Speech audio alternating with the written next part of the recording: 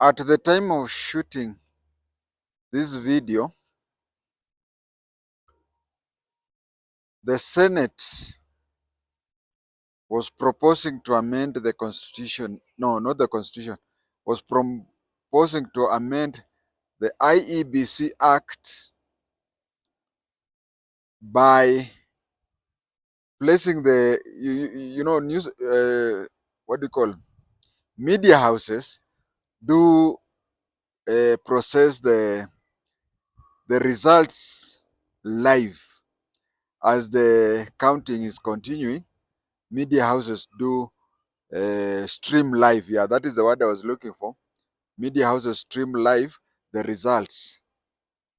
Now, if the proposed changes are made uh, in future, in elections conducted by IEBC, the media houses will be, it will not be, I mean, it will be up to the IEBC to decide whether to live stream the results or not.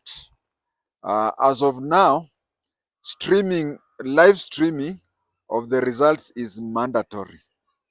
But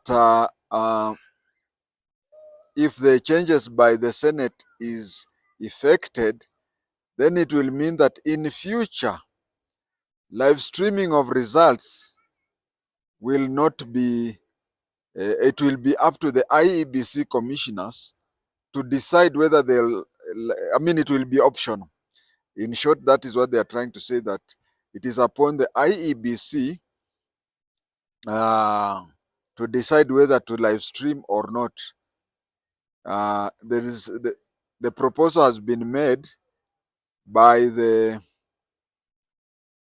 majority leader in the Senate, and the amendment is seconded by the minority leader. First and foremost, it is not good when the two, majority and minority leaders in parliament, agree. They always agree to our detrimental. You'll find that in the past, when things that were agreeable to both of them, then they used to hurry up. But when they disagree, they come up to us. Now that it is to their benefit, that is why they are doing it. And most likely this thing will pass with little or no regard to what we do. So you can see that when the parliament is determining about their income, their allowances and whatever, they don't turn to us. But they forget about their imaginary differences. But when it comes to situations where they differ among themselves, then they turn to us and say, wananchi are suffering, wananchi are suffering. It also becomes a bit dangerous when both sides do agree. There is a Bukusu saying, although I'll just use it for now, because in our family we don't practice it. We don't practice polygamy. There is a Bukusu saying that if you are a polygamous man, be careful when, if you are a polygamous man, be careful when your wives totally agree. You will be their target. Now, as a voter, we are polygamous. Our wives are the minority and the majority. Now we have to swim just like a polygamous man. He anagonganisha how he goes to this wife and then goes to that wife and then places them, that their constant fight, their constant attention is to please the husband. In this case, the constant interest and the constant fights is to have the voter. Now the voter replaces the husband. But when they are coming together, then that is not good for the husband or the voter. Why is it that the two sides of the political aisle are agreeing?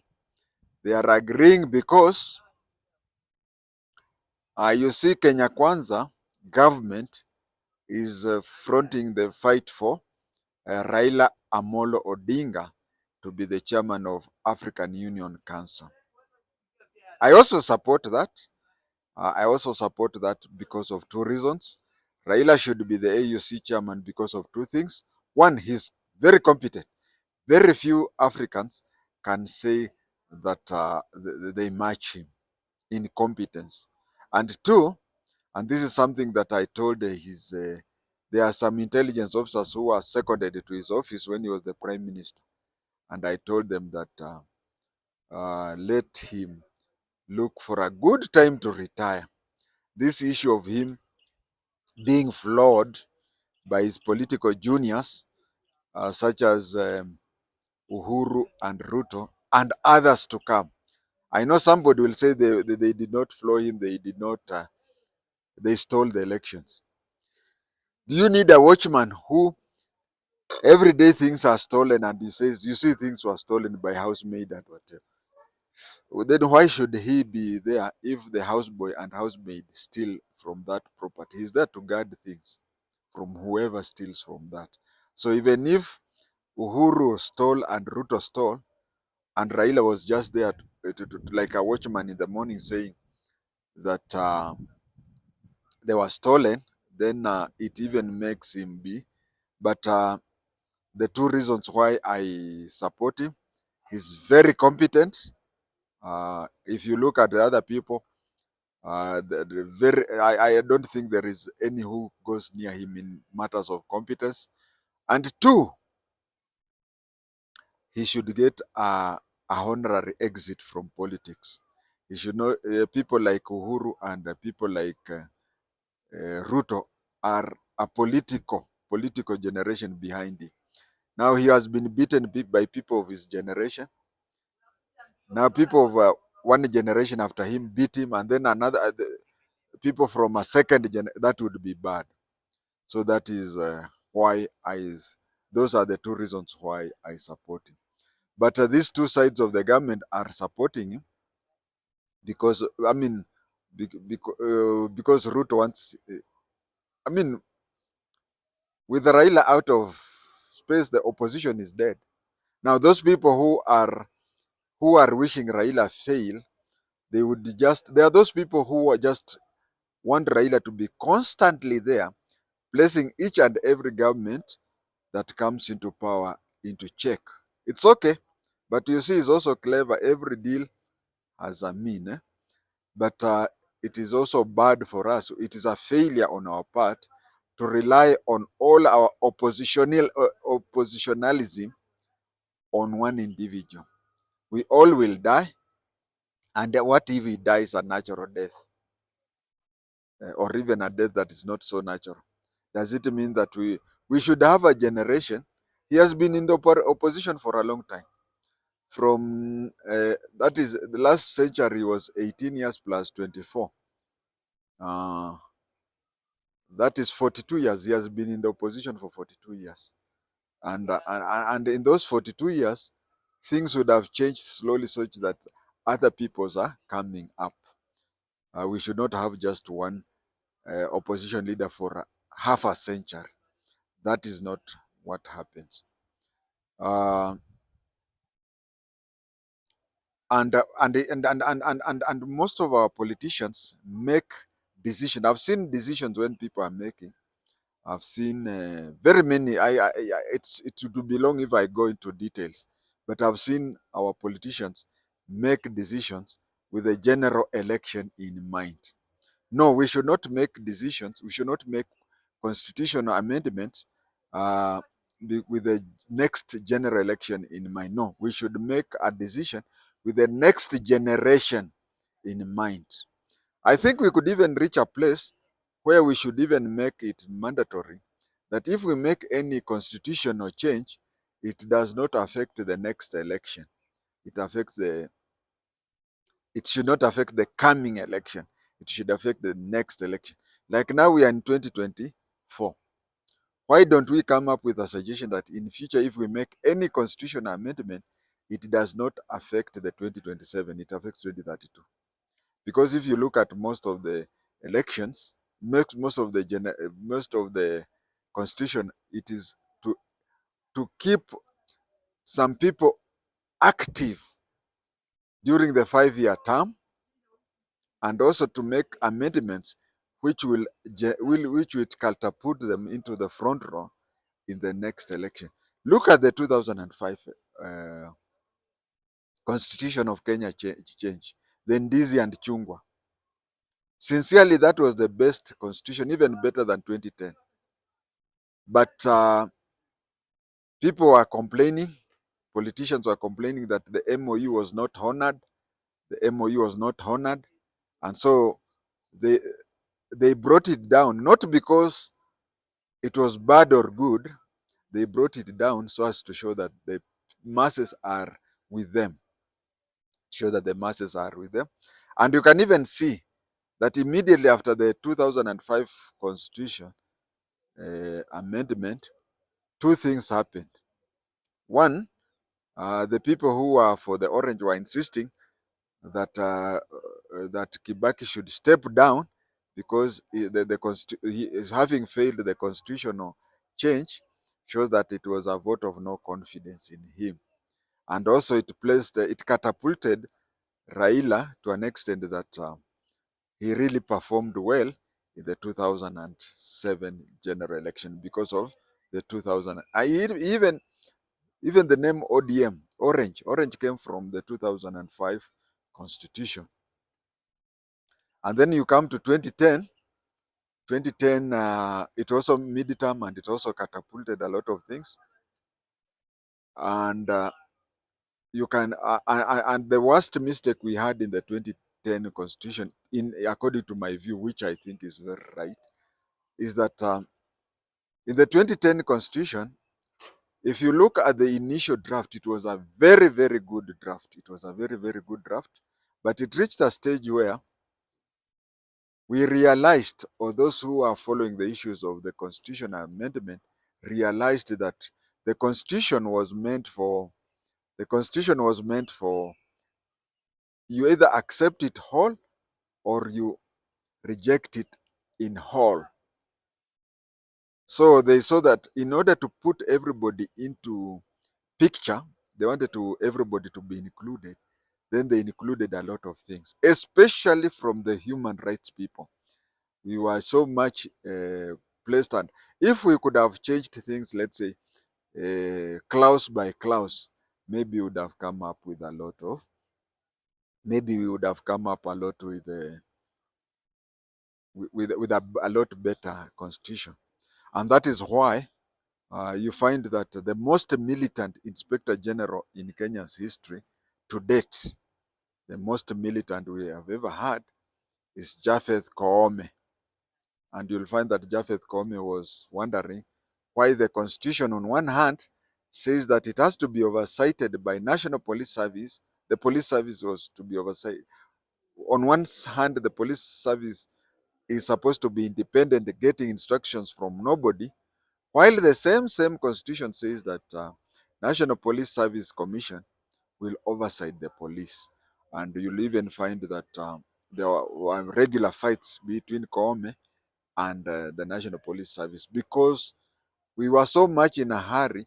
And the worst thing about the 2010 constitution, even the 2005, is that we had placed ourselves in such a way that if you disagree with, I mean, even if you disagree with 30% of what was there, you would just agree with it, or the 30 would overrule the 70. There was no way of maybe going clause by clause, where each clause which was agreed be placed there. And we also had a section where a lot of things were compromised so that we all agree to have the constitution.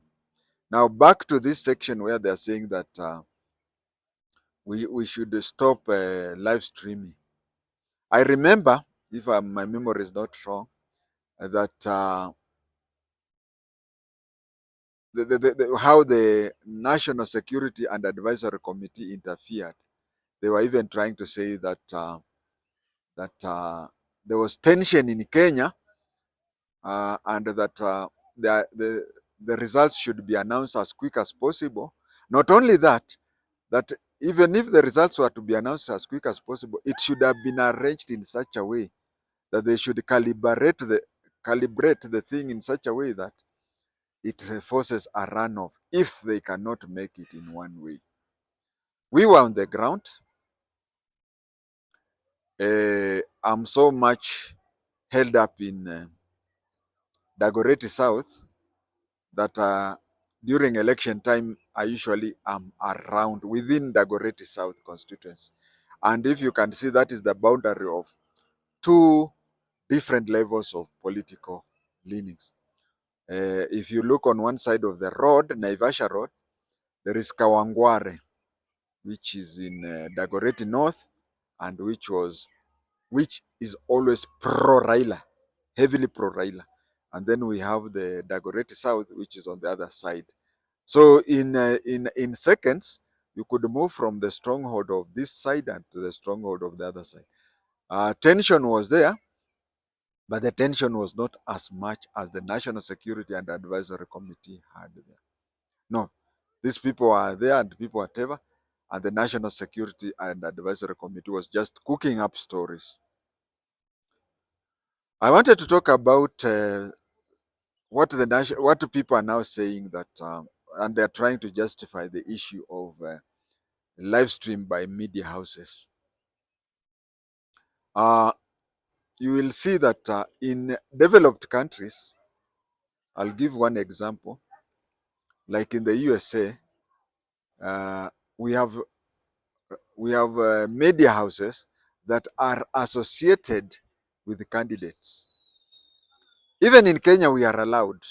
We are allowed to have media houses which are associated with the candidates. You can see that in the USA, Fox News is just, I think they worship Trump to a level almost similar to Jesus.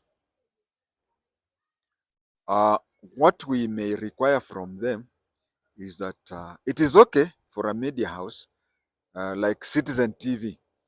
You see, Citizen TV or Royal Media Services, the owner, SK Masharia, has always been in the cream of Raila's supporters. Now, the best thing to do in such a situation is you side with one side and declare, just like Fox has done, you just declare that we are pro Trump. So when you turn to, to, to Fox, you just expect Trump, Trump, Trump, Trump.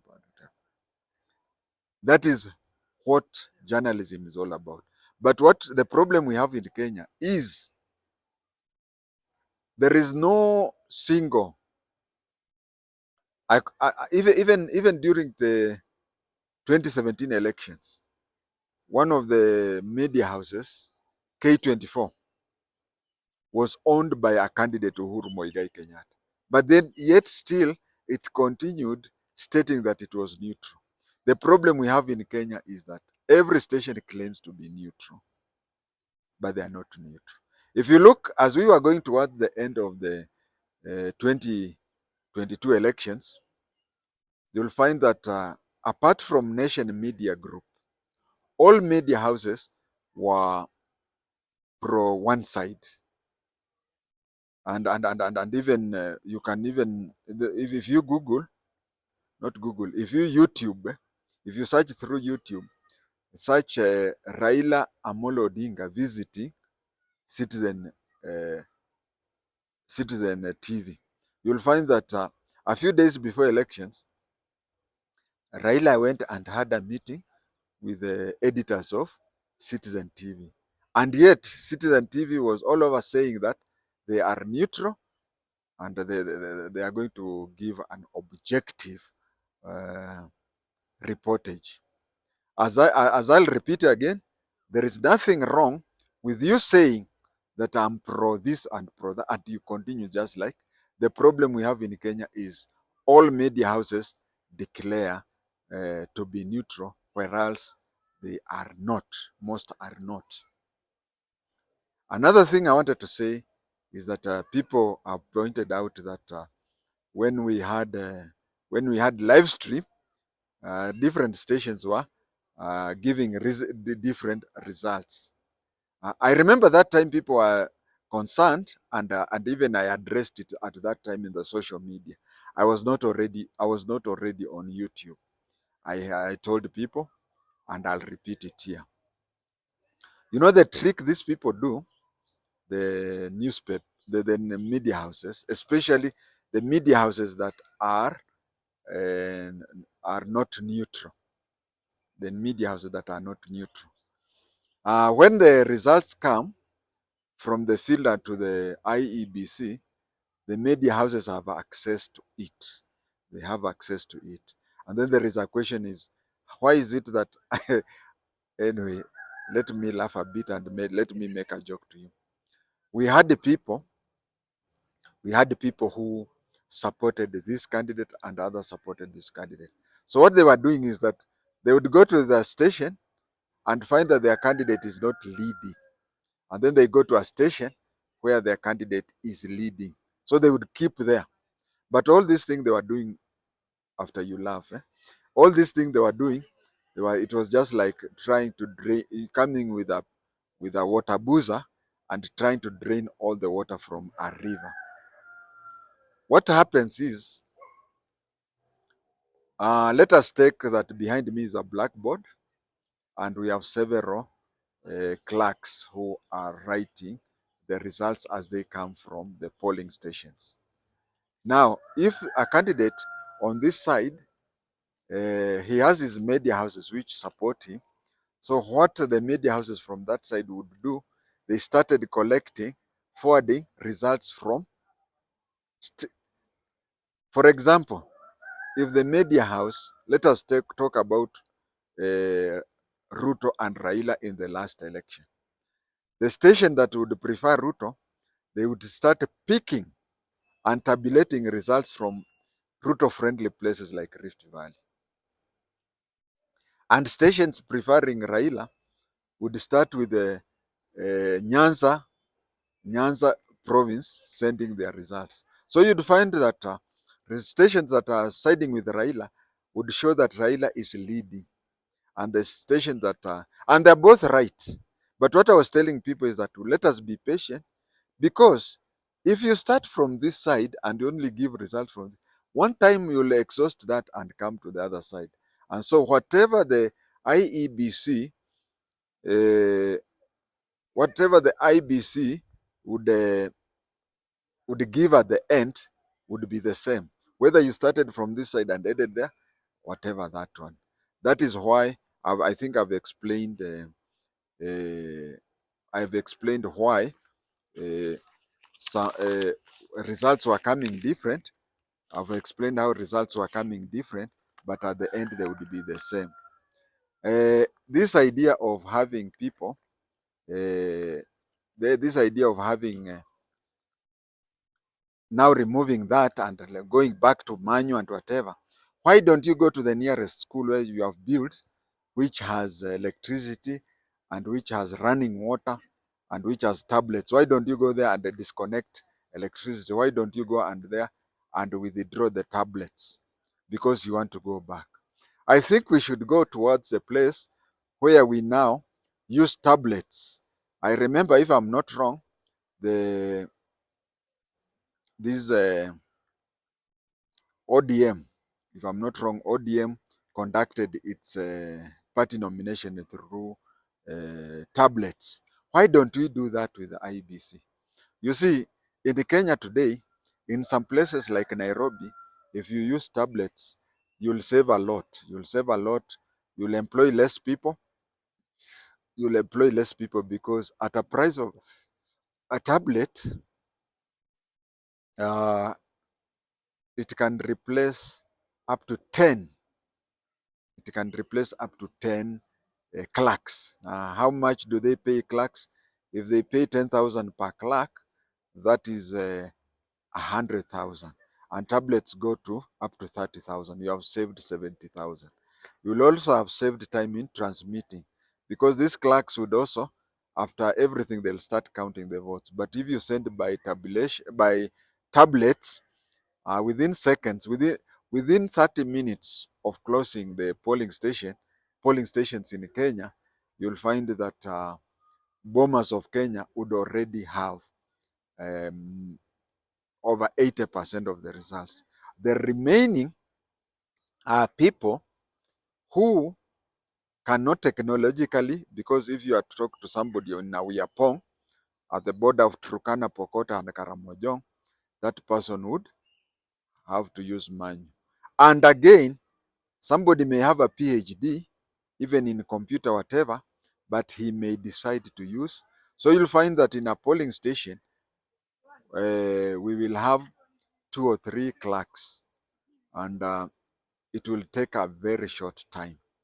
And also, you will even discover that a lot of people don't go to vote, especially in places where there are many people, because when you come out of a polling station, people ask, laini huko ni mrefu ama ni ama watu wamepunguka? But if the people just go there within minutes, they are through, uh, you find that more people will vote and results will even come early. So they would say that provisional reports of 80% of the people who have voted, they have voted for JI-TENGE and not Raphael Saya. Tension in elections, it is obvious there. Even in football, we usually have tension. Those things you cannot prevent and you cannot avoid. But the tension is usually escalated by politicians. Politicians would never. In fact, if things went on well, do you know that Raila calling a meeting in Kasarani, he gets more people than Trump gets in USA.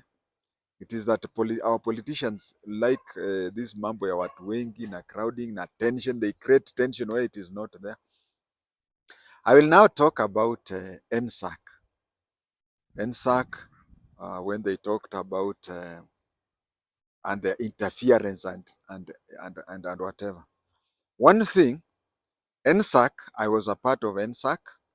By then, it used to be called PSC.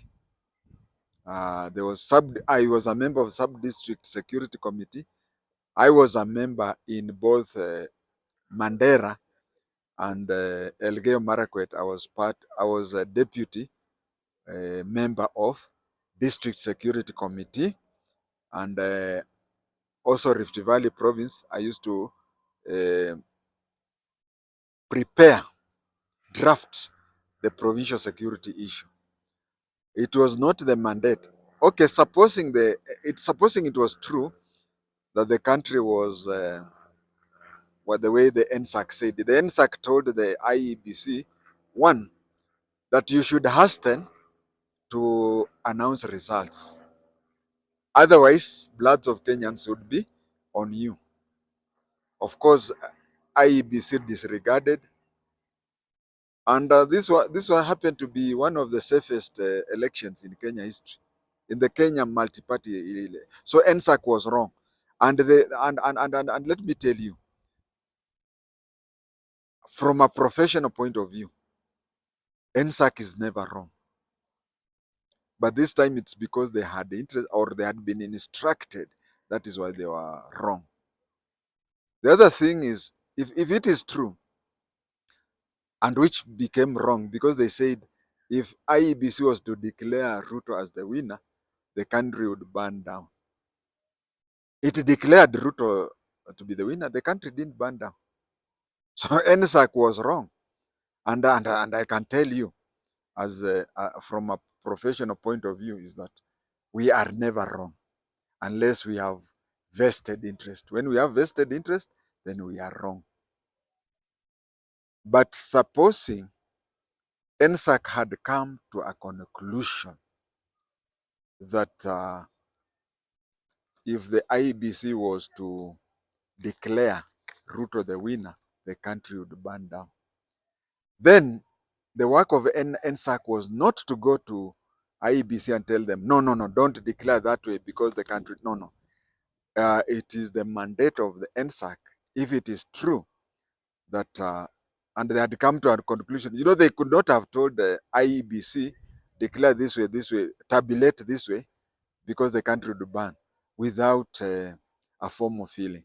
Now, if it is true that they felt that it would be that way, because it is possible that if IEBC says that Ruto won and the country would ban, if it was possible, then it was wrong to tell the IEBC. Actually, if I was a member of the NSAC, I would not even have mentioned to. These people are supposed to continue with their work without knowing. It's just like you being an OCS. Some people want to demonstrate in your area, and you know that Mungiki or other people will infiltrate. You don't go to those people who have asked for permission to demonstrate. No, you organize your own and nip the Mungiki in the bud before they take action. Even the organizers of the demonstration, if you later tell them that Mungiki was supposed to infiltrate, they'll be shocked and they will not even trust you. That is the work of NSAC. So NSAC would have arranged in such a way that I saw them deploying people to Eldoret. It is because they felt that the security personnel in Eldoret. But when announcements were made, the security personnel left at night and went to Kisumu. By foreseeing that they'll convince the IEBC to declare Ruto a loser and expecting Eldoret to have burned down, then they should have gone ahead and known that if Ruto is to be announced, they would have taken security measures. Uh, we have seen a place, up to now we don't have commissioners. And if we remember what Kriegler told us, we are forgetting it. Kriegler said, I don't know whether it is Kriegler, but there are so many commissions which were there post 2007 election violence. We have a problem. We have a problem. We only wait for the eve of the election to start rushing up and down. Right now, we are supposed to have new commissioners. Right now, the commissioners are supposed to be spread. You see where we are? We get all the commissioners together and they end all together. Some people have even said that we should spread the commissioners to an extent that some commissioners or a commissioner should have been installed in, let's say, 2023, another one in 2024, another one in 2025, and another one in 2026. So that we have, if today, 2024, we have all the commissioners new. And no vile tuna push. We have even forgotten about boundaries. We are supposed to have a boundary changes. We have forgotten that. But then we are also supposed to, because these people, we are having 3 years to go. When they come, they'll start mambo boundary. They are supposed to get used to the work. We have forgotten that. Actually, in Kenya, we forget everything until the last minute. I would say, oh, we are supposed to have a new commissioners in the place. We are supposed to have a new boundaries. Like now, with the new boundaries, somebody will have 2 or 3. If you have new boundaries in 2026, how would somebody now go through and market himself or something? There is that problem. We are supposed even to have it such a time so that we know which are the new constituencies and to legislate, especially candidates. But we have not done that. I would also have wanted, lastly, I would also have wanted that the commissioners be appointed in the following way. One, tuachane na hivi vitu mingi. You see, we are having many cases. Sijui the president is now having a selection panel that is friendly to. You see, we are even fighting about the selection panel. We are not even talking about the commissioners applying and whatever.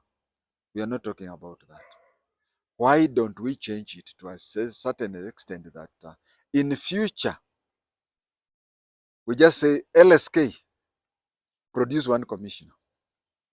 We have is it IPAC? In the Institute of Accountants. Yes, we have the Institute of Accountants to produce a commissioner. And a commissioner just serves one term, goes. We have several bodies. For example, the Computer Institute of Kenya. We should have somebody. We just leave it to them.